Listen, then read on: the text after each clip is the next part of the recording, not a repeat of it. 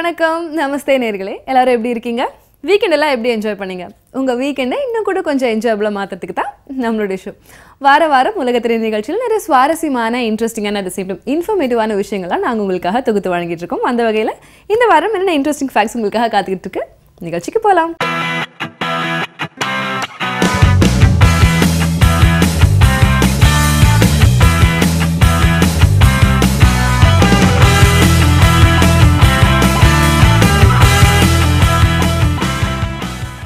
நம்ம நிறைய motor cycle expo car expose நிறைய ஆட்டோமொபைலோட எக்ஸ்போ இந்த மாதிரி விஷயங்கள்லாம் நம்மளுடைய ப்ரோக்ராமில் ஆல்ரெடி பார்த்துருக்கோம் இப்போ பார்க்க போகிறது ஆஸ்திரேலியாவில் நடந்த ஒரு ஏர் ஷோ அதாவது மிலிட்ரியில் இருக்கிற விமானங்கள் military helicopters at the same time passenger flights cargo flights இந்த மாதிரி நிறைய விமானங்கள்லாம் சேர்த்து ஒரு இடத்துல எக்ஸிபிட் பண்ணி அது ஒரு கண்காட்சியாக அந்த மாதிரி வச்சுருந்தாங்க அது மட்டும் இல்லாமல் இதை வந்து எக்ஸிபிட் பண்ணது மட்டும் இல்லாமல் இந்த வானத்துலேருந்து விமானங்கள் வச்சு நிறைய சாகசங்கள்லாம் பண்ணுவாங்களே அந்த ஏர் ஸ்டண்ட் எல்லாம் கூட அங்கே இருக்கிற ஆடியன்ஸை அட்ராக்ட் பண்ணுறதுக்காக நடத்தினாங்க ஆஸ்திரேலியாவில் நடந்த இந்த ஏர் ஷோ எவ்வளோ சூப்பராக நடந்துச்சு அப்படிங்கிறத பற்றி இப்போ பார்க்கலாம்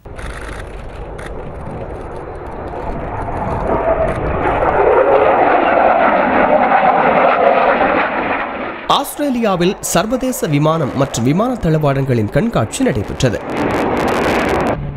இந்த கண்காட்சியில் 20 நாடுகளைச் சேர்ந்த விமானம் மற்றும் விமான தளவாடங்கள் போர் விமானங்கள் தயாரிக்கும் நிறுவனங்கள் பங்கேற்றன. ஒவ்வொரு நிறுவனமும் தங்களின் நவீன தயாரிப்புகளை கண்காட்சிக்கு நிறுத்தின. பெரிய ரக பயணிகள் விமானம், போர் விமானங்கள், சரக்கு விமானங்கள் போன்றவை கண்காட்சியில் இடம்பெற்றன. இதேபோல் ராணுவ ஹெலிகாப்டர்கள், அதிரடியாக தாக்குதல் நடத்தும் நவீன ஹெலிகாப்டர்கள், ராணுவ டேங்குகள் மற்றும் விமான ஓட்டிகள் அணிந்து கொள்ளும் நவீன ஆடைகள் போன்றவையும் கண்காட்சிக்கு வைக்கப்பட்டிருந்தன.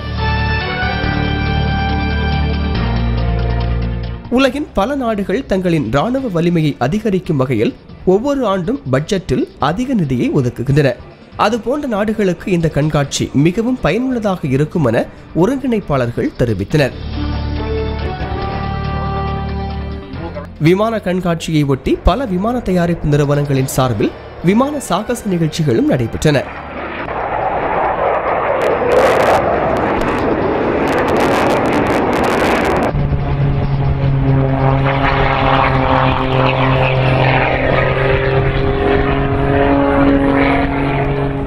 இந்த சாகசங்களை பார்ப்பதற்காகவே தினமும் ஆயிரக்கணக்கானோர் கண்காட்சி அரங்கிற்கு வந்து சென்றனர்.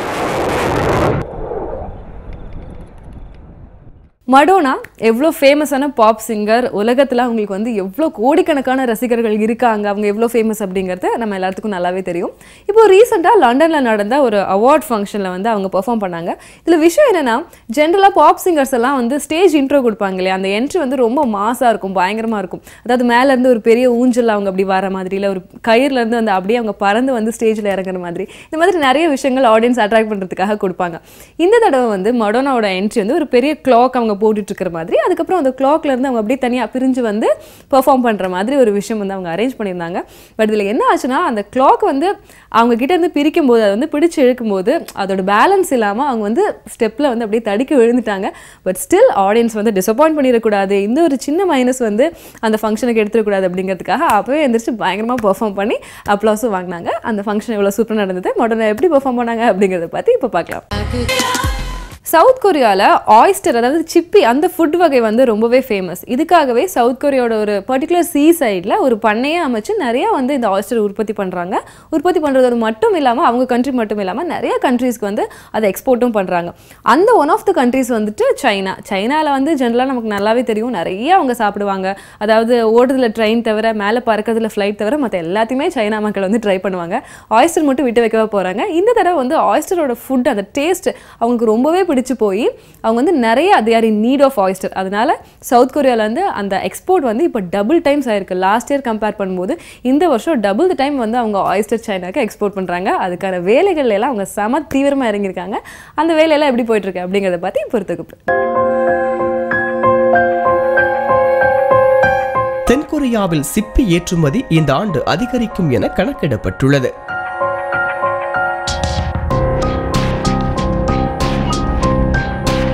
தென்கொரியாவின் தெற்கு பகுதியான டாங்யோங் கடல் பகுதியில்தான் அதிகமான சிப்பிகள் கிடைக்கின்றன. கடல் நீர் சுத்தமாக இருப்பதாலும் அதிக பாசைகள் நிறைந்து காணப்படுவதாலும் சிப்பிகள் வளர்வதற்கு தேவையான சத்துக்கள் கிடைப்பதாலும் டாங் இயோங் கடல் பகுதியில் சிப்பி பண்ணைகள் அமைக்கப்பட்டுள்ளன.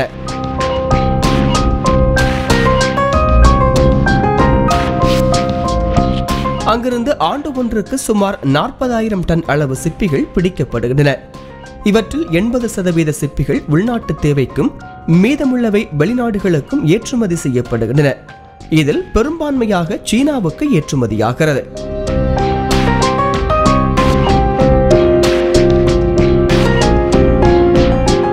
கடந்த ஆண்டு 700 டன் சிப்பிகள் சீனாவுக்கு ஏற்றுமதி செய்யப்பட்ட நிலையில் இந்த ஆண்டு ஏற்றுமதி 1400 டன்னை எட்டும் என எதிர்பார்க்கப்படுகிறது.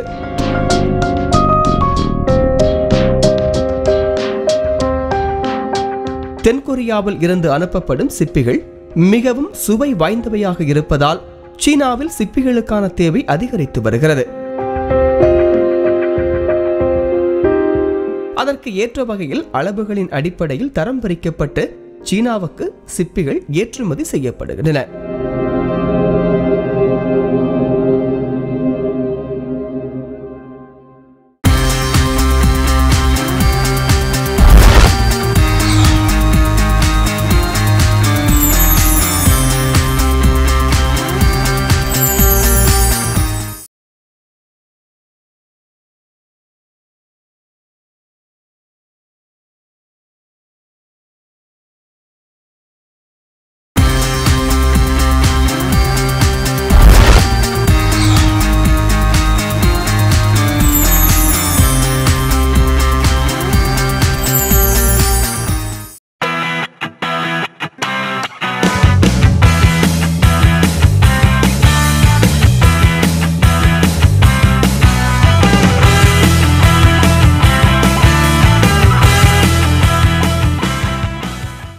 உக்ரைன் நாட்டில் அந்த நாட்டோட ராணுவத்துக்கும் அங்கே இருக்கிற ரஷ்ய ஆதரவாளர்களுக்கும் என்றைக்குமே சராது, அடிக்கடி முட்டிக்கும். இதை பற்றி நம்ம நிறையா பார்த்துருக்கோம். இது வந்து காலங்காலமாக நடந்துட்டு வர ஒரு விஷயம் அப்படின்னு கூட சொல்லலாம். அவங்க அடிக்கடி சண்டை போடுறதும், அதுக்கப்புறம் சமாதானம் பேசுறதும், மறுபடியும் சண்டை போடுறதும், இது வந்து ஒரு தொடர்கதையாக நடந்துக்கிட்டே தான் இருக்குது. ரொம்ப யோசிச்சாங்க உக்ரைன் நாட்டு ராணுவத்தினர் என்ன பண்ணலாம் அப்படின்னு. அதுக்காக இப்போ ரீசெண்டாக அவங்க வந்து சீக்ரெட் கொரில்லா படை வந்து அவங்களோட ராணுவத்தில் வந்து அமைச்சிருக்காங்க. அதுக்காக பயங்கரமாக ட்ரெயின் பண்ணிட்டும் இருக்காங்க. அதாவது எந்த மாதிரியான டஃப் சுச்சுவேஷன்ஸ், வார் சுச்சுவேஷன்ஸ் வந்தாலும் அதை வந்து செம்மையாக டேக்கிள் பண்ணுற மாதிரி சூப்பராக ட்ரைனிங் கொடுத்து அந்த கொரில்லா, சீக்ரெட் கொரில்லா படையை வந்து அவங்க தயார் பண்ணி வச்சுருக்காங்க. அந்த ட்ரைனிங் செஷன்ஸ்லாம் எப்படி போச்சு அப்படிங்கிறத பற்றி இப்போ பார்க்கலாம். உக்ரைன் நாட்டிற்கு பெரும் தலைவலியாக இருக்கும் கிளர்ச்சியாளர்களை சமாளிக்கும் வகையில் உக்ரைன் ராணுவம் ரகசியமாக கொரில்லா படைகளை உருவாக்கி வருகிறது. உக்ரைன் நாட்டின் பாதுகாப்புத்துறையும் தனியார் நிறுவனம் ஒன்றும் இணைந்து கொரில்லா பயிற்சியை அளித்து வருகின்றன.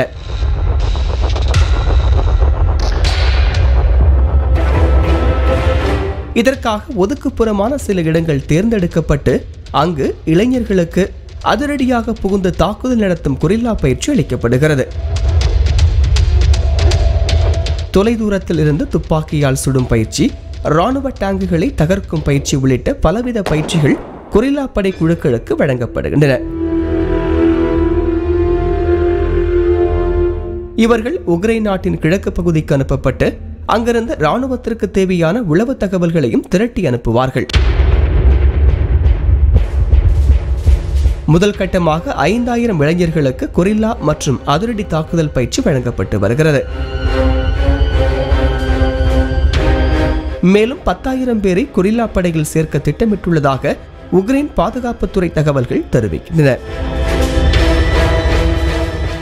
சைனா உலகத்திலேயே அதிக மக்கள் தொகை இருக்கிற நாடு, நமக்கு நல்லாவே தெரிஞ்ச விஷயம். நம்ம கண்ட்ரிலாம் ஜென்ரலாக வந்து டிராஃபிக் அதெல்லாம் ரொம்பவே ஜாஸ்தி. நம்ம கண்ட்ரிலே இப்படி இருக்கும்போது அப்போ சைனாவோட நிலைமை நினச்சி பாருங்கள் எப்படி இருக்கும். இப்போ ரீசெண்டாக வந்து அவங்களுடைய புத்தாண்டெல்லாம் கூட முடிச்சுட்டு அங்கே இருக்கிற மக்கள்லாம் அவங்க வேலை பார்க்குற இடத்துக்கும் அவங்களோட சொந்த ஸ்டேட்டுக்கும் அப்படின்னு வந்து ட்ராவல் வந்து ரிட்டர்ன் போயிட்டுருக்காங்க. ஸோ அந்த மாதிரி டைமில் டோல் பிளாஸாவில் வந்து எவ்வளோ கூட்டம் இருக்குது. இங்கேயே வந்து சென்னை, பெங்களூர்லாம் டோல் பிளாஸாவில் வந்து அவ்வளோ தூரம் நின்றுட்டு இருப்பாங்க. மக்களுக்கு வந்து பொறுமையே இருக்காது. பட் சைனாவில் வந்து அந்த டோல் பிளாஸாவில் அவங்களோட ரிட்டர்ன் அப்போ கிலோமீட்டர் கணக்கில் வந்து டிராஃபிக் ஜாம் ஆகி நிற்கிது. ஸோ அந்த காட்சிகள், அவங்க எவ்வளோ பொறுமையாக இருந்து வந்து அவங்களோட ரிட்டர்ன் ஜர்னி போனாங்க அப்படிங்கிறத பற்றி இப்போ பார்க்கலாம். சீனாவின் தேசிய நெடுஞ்சாலைகள் எல்லாம் வாகன நெரிசலில் சிக்கி தவிக்கின்றன. புத்தாண்டை கொண்டாடுவதற்கு சீன மக்கள் தங்கள் சொந்த ஊர்களுக்கு சென்றனர்.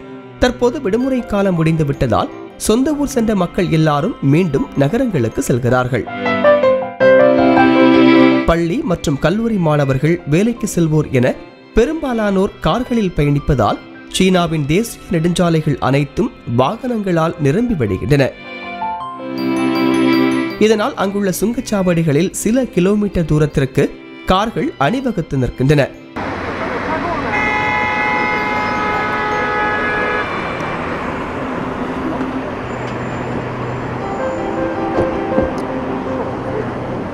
போக்குவரத்து நெரிசல் காரணமாக மக்கள் குறித்த நேரத்திற்கு தாங்கள் செல்ல வேண்டிய இடத்திற்கு செல்ல முடியாமல் தவித்து வருகிறார்கள்.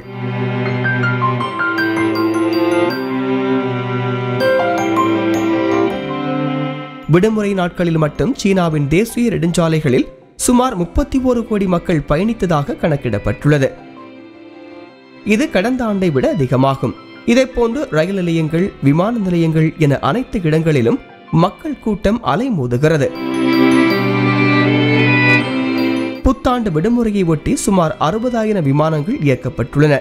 இவற்றின் மூலம் 80 லட்சம் மக்கள் பயணித்ததாக கூறப்படுகிறது. பொதுவாக summer season, winter season, snowfall வந்தால் கூட தாங்கிடலாம். ஆனால் வெள்ளம் வந்தால் தாங்க முடியாது இல்லையா? நிறைய நாட்டு மக்கள் வந்து வெள்ளப்பெருக்குனால பல்வேறு காலகட்டங்களில் வந்து பாதிக்கப்பட்டு தான் வந்திருக்காங்க. இப்போ வந்து அந்த வெள்ளத்தோட டேர்ன் வந்து பொலிவியா நாட்டில் அப்படின்னு நினைக்கிறேன். ஏன்னா அங்கே வந்து பாண்டோ அப்படிங்கிற ஒரு ஸ்டேட்டில் ரீசெண்டாக வந்த வெள்ளப்பெருக்குனால வந்து நிறைய பாதிப்புகள், நிறைய மக்கள் பாதிக்கப்பட்டிருக்காங்க. நிறைய வெஹிக்கிள்ஸ், வீடு, மரம் இதெல்லாம் வந்து அடிச்சு போகப்பட்டிருக்கு. அதாவது 800க்கும் மேற்பட்ட வீடுகள் வந்து இந்த வெள்ளத்தில் வந்து கொண்டு போகப்பட்டிருக்கு அப்படிங்கிறது வந்து ஒரு தகவல். இப்போ வந்து அங்கே மீட்பு பணிகள் இதெல்லாமே வந்து போயிட்டுருக்கு. ஸோ இந்த வெள்ளப்பெருக்கு அதோட காட்சிகள்.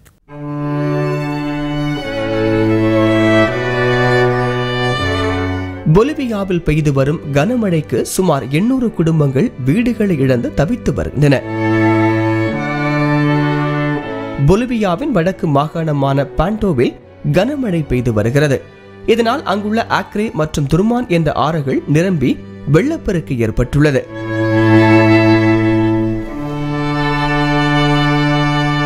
இந்த வெள்ளம் கோபிஜா நகரம் மற்றும் அதனை சுற்றியுள்ள பகுதிகளை சூழ்ந்துள்ளது. இதனால் ஏராளமான வீடுகள் தண்ணீரில் மூழ்கியுள்ளன.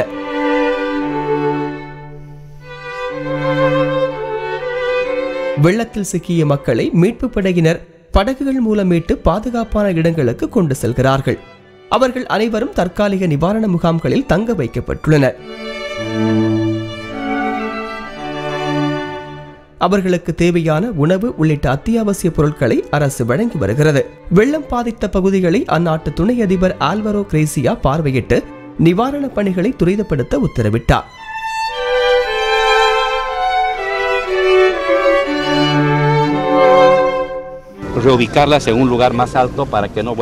இந்த வெள்ளத்தில் ஏராளமான கால்நடைகளும் அடித்துச் செல்லப்பட்டன.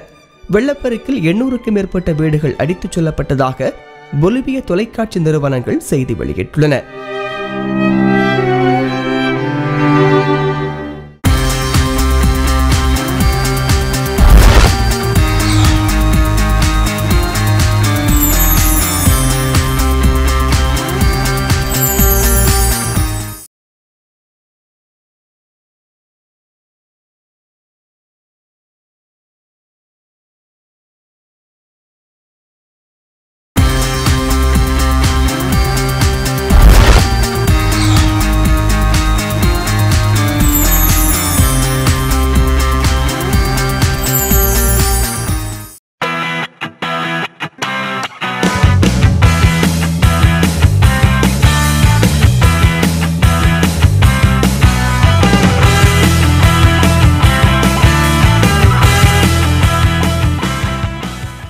சைனா வேர்ல்ட்லேயே பெரிய கண்ட்ரி, பரப்பளவு ஜாஸ்தி, அங்கே பாப்புலேஷன் ஜாஸ்தி, அதனால வெஹிக்கிள்ஸும் ஜாஸ்தி, அதனால ஆப்வியஸ்லி பொல்யூஷனும் ஜாஸ்தி. அதனால மட்டும் இல்லை, சைனாவில் வந்து செலிப்ரேஷன்ஸ் கூட ஜாஸ்தி தான் இல்லையா? இப்போ ரீசெண்டாக நியூ இயர் செலிப்ரேஷன்ஸ் இதெல்லாம் பண்ணாங்க. அதனால நிறைய கிராக்கர்ஸ் இந்த மாதிரி விஷயங்கள்லாம் வெடிச்சு நாடே வந்து புகை மண்டலமாக இருக்குது அப்படின்னு சொல்லலாம். இந்த பொல்யூஷன் இப்போ கண்ட்ரோல் பண்ணுறதுக்காக சைனா மக்கள் வந்து தீவிரமாக ஆக்ஷன்ஸ்லாம் எடுத்துகிட்டு இருக்காங்க. எவ்வளோ அளவுக்கு வந்து அவங்க செலிப்ரேஷன் சூப்பராக பண்ணி முடிச்சாங்களோ அதே மாதிரி பொல்யூஷனை கண்ட்ரோல் பண்ணுற வேலையில் அடுத்து அவங்க பயங்கரமாக இறங்கியிருக்காங்க. அதை பற்றின ஒரு தொகுப்பு பார்க்கலாம். சீனாவில் புத்தாண்டு கொண்டாட்டத்திற்கு பிறகு சுற்றுச்சூழல் மிகப்பெரிய அளவில் மாசுஅடைந்திருக்கிறது.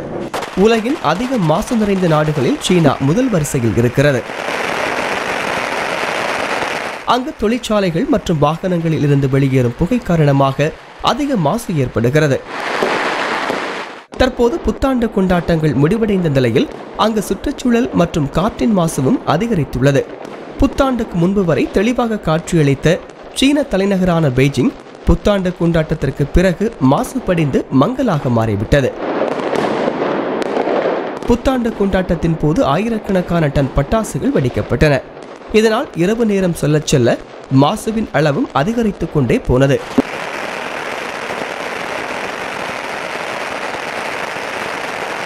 புத்தாண்டை ஒரு வழியாக கோலாகலமாக கொண்டாடிய சீன மக்களுக்கு தற்போது ஏற்பட்டுள்ள அதிகப்படியான மாசு மற்றொரு தலைவலியாக மாறியுள்ளது.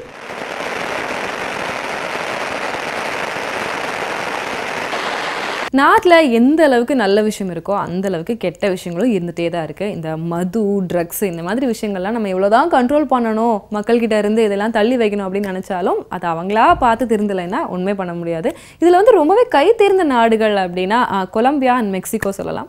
இப்போ ரீசெண்டாக கொலம்பியாவில் அதுக்கு எக்ஸாம்பிளாக இருக்கிற மாதிரி ஒரு விஷயம் என்னென்னா 3 tons ஆஃப் கொக்கைன் வந்து அங்கே வந்து கைப்பற்றிருக்காங்க. ஒரு காட்டு பகுதியில் போய் ரொம்ப அதிரடியாக வந்து எடுத்து 3 tons ஆஃப் கொக்கைன் அங்கே பறிமுதல் பண்ணியிருக்காங்க. அதை வந்து பிரஸோட பார்வைக்கும் வந்து அவங்க டிஸ்பிளே பண்ணி வச்சுருக்காங்க.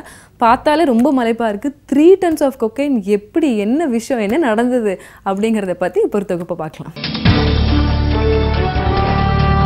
கொலம்பியாவில் சுமார் 550 கோடி ரூபாய் மதிப்புள்ள போதைப் பொருட்களை அந்நாட்டு போதைப்பொருள் தடுப்பு பிரிவு போலீசார் கைப்பற்றினர். கொலம்பியாவில் போதைப்பொருள் கடத்தும் தொழில் அதிகமாக நடைபெற்று வருகிறது. அதை தடுப்பதற்காக அந்நாட்டு காவல்துறையினர் பல்வேறு வழிகளை கையாண்டு வந்தனர். இந்நிலையில் தலைநகர் பக்கோட்டாவிற்கு வடகிழக்கு பகுதியில் உள்ள உங்குயா என்ற காட்டுப்பகுதியில் போதைப் பொருட்கள் பதுக்கி வைக்கப்பட்டிருப்பதாக போலீசாருக்கு தகவல் கிடைத்துள்ளது. இதையடுத்து அங்கு சென்ற காவல்துறையினர் பாலத்தின் பைகளில் பொதிந்து மரங்களுக்கு இடையே மறைத்து வைக்கப்பட்டிருந்த கொக்கைன் என்ற போதைப் பொருள் பொட்டலங்களை கைப்பற்றினர். அங்கிருந்து 3 டன்னுக்கும் அதிகமான போதைப் பொருட்கள் கைப்பற்றப்பட்டன. இவற்றின் மதிப்பு இந்திய ரூபாயில் 550 கோடியாகும். போதைப்பொருள் பொட்டலங்களை அங்கிருந்து கைப்பற்றி கொண்டு வந்த போலீசார் அவற்றை பத்திரிகையாளர்களுக்கு காண்பித்தனர். இந்த போதைப் பொருட்கள் அனைத்தும் மத்திய அமெரிக்க நாடுகளுக்கு, குறிப்பாக மெக்சிகோவிற்கு கடத்தப்பட இருந்ததாக தேசிய காவல்துறை இயக்குனர் ரொடால்ஃபோ தெரிவித்தார். 3.390 kilos de cocaína que podríamos estar estimando que en el mercado. பொதுவாக ஒருத்தர் ஒரு ஃபீல்டில் ஃபேமஸாக இருக்காங்க அப்படின்னா அவங்க இருக்கும்போது மட்டும் இல்லை, அவங்க இறந்தப்புறம் கூட அந்த ஃபேம் வந்து அப்படியே தான் இருக்கும். ரீசெண்டாக டென்மார்க்கில் ஒரு ஃபிலிம் ப்ரொடியூசர் வந்து அடையாளம் தெரியாத ஒரு சில நபரால் வந்து சுட்டு கொல்லப்பட்டார். அவரோட ஃபியூனரலில் டென்மார்க் பிரைம் மினிஸ்டர்லேருந்து நிறைய இம்பார்ட்டன்ட் பர்சன், நிறைய முக்கிய புள்ளிகள் வந்து அவரோட ஃபியூனரில் வந்து கலந்துக்கிட்டாங்க. அவரோட ஃபியூனரலே வந்து நிறைய மக்கள் திரளாக ரொம்ப பெரிய விஷயமா வந்து நடந்தது. அதை பற்றின ஒரு தொகுப்பை இப்போ பார்க்கலாம். டென்மார்க்கில் மறைந்த திரைப்பட தயாரிப்பாளர் ஃபின் நோர்கார்டின் இறுதிச் சடங்கு நடைபெற்றது. சில தினங்களுக்கு முன் கோப்பன்காகன் நகரில் உள்ள கலாச்சார மையத்தில் நடைபெற்ற துப்பாக்கி சூட்டில் ஃபின் கொல்லப்பட்டார். அவரது இறுதிச் சடங்கு டென்மார்க்கில் உள்ள தேவாலயத்தில் நடைபெற்றது. இதில் அந்நாட்டு பிரதமர் ஹல்லே டோர்னிங் உள்ளிட்ட பல பிரபலங்கள் பங்கேற்றனர். இதையொட்டி தேவாலயம் மற்றும் அதன் சுற்றுப்புற இடங்களில் பலத்த பாதுகாப்பு ஏற்பாடுகள் செய்யப்பட்டிருந்தன. டென்மார்க்கில் கடந்த 13ஆம் தேதி நடைபெற்ற 2 தாக்குதல்களில் திரைப்பட தயாரிப்பாளர் ஃபின் உள்ளிட்ட 2 பேர் கொல்லப்பட்டனர்.